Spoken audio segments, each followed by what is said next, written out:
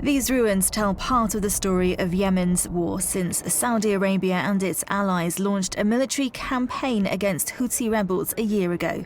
More than 6,000 people killed, half of them civilians, most of them victims of airstrikes. This mangled metal used to be the market in Mastaba near the Saudi border.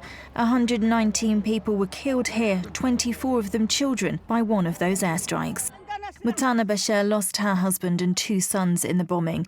She says, "We don't have weapons, but they kill our men and our children. They destroyed everything."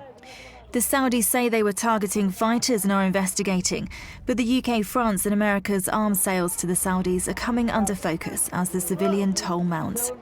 15-year-old Abdullah Mohammed was buying vegetables from the market when the missiles struck. 2 of his friends were killed along with his uncle. The aftermath of other airstrikes can be seen everywhere you look. Those forced to flee the border area now face a new fight: survival.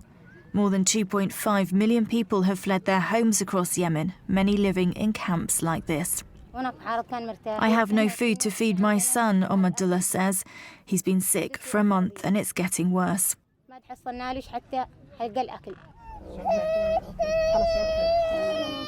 The Saudi-led military campaign is called Operation Restore Hope. But a year after the war started, hope could be fading for many.